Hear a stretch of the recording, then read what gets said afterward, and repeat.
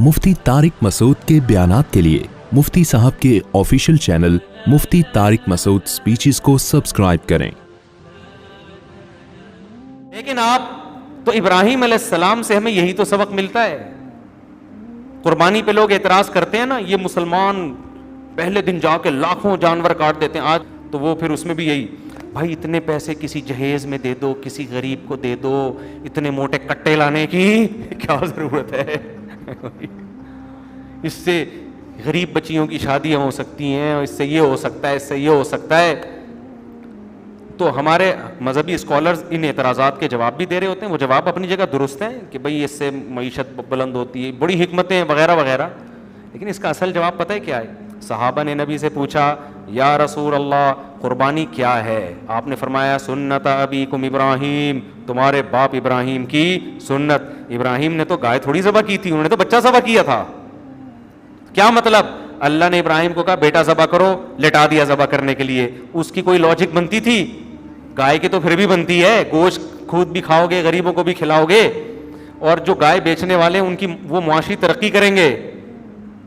ایسا ہی ہوگا نا، لوگوں کو پروٹین ملے گا کھانے کو، گائے کے گوشت میں بہت زیادہ پروٹین ہوتا ہے، یہ بچوں کو مرغی پہ نہ لگاؤ، گائے کے گوشت کھلایا کرو، بچوں کی جان بنتی ہے، گائے کٹے جیسے بن جائیں گے وہ۔ گائے کے گوشت میں طاقت بکرے اور مرغی سے کئی گنا زیادہ ہے۔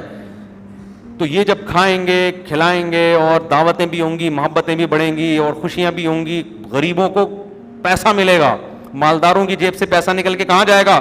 غریبوں۔ تو گائے میں تو کروڑوں حکمتیں ہیں، آپ کی وہ سمجھ میں نہیں آ رہا، بچہ کاٹنے میں کوئی حکمت نہیں تھی۔ تو نبی نے بتا دیا ان حکمتوں کو تھوڑی دیکھنا ہے، تو ہمارے باپ ابراہیم کی سنت ہے، ان کو اللہ نے کہا بچہ کاٹ دو، انہوں نے کہا کاٹ دیتا ہوں، اور جب تیرے آگے تھوڑی، اللہ ویسے بھی تو موت دے سکتا ہے نا بچے کو، تو ہم تھوڑی، ہمیں تو لاجک کی ضرورت ہی نہیں، ہم کٹا کیوں کاٹتے ہیں بھائی؟ ہمیں تو اللہ نے کہا لا کے کاٹو، ٹھیک ہے، غریب کی مدد بھی کرو، وہ 3 دن کے علاوہ ہے، 3 دن کے بعد پھر کٹا کاٹو گے کوئی ثواب نہیں ملے گا۔ تبھی فقہاء نے لکھا ہے کٹا لے کر آئے نا، اب 3 دن تک نہیں کاٹا، اب کٹنا نہیں ہے، اب چوتھے دن کاٹنے میں کاٹنے کا ثواب نہیں ملے گا، اب قربانی گئی، اب یہ کٹا اٹھا کے کسی غریب کو دے دو یا کباب بنا کے کھا جاؤ، اب قربانی نہیں ہے۔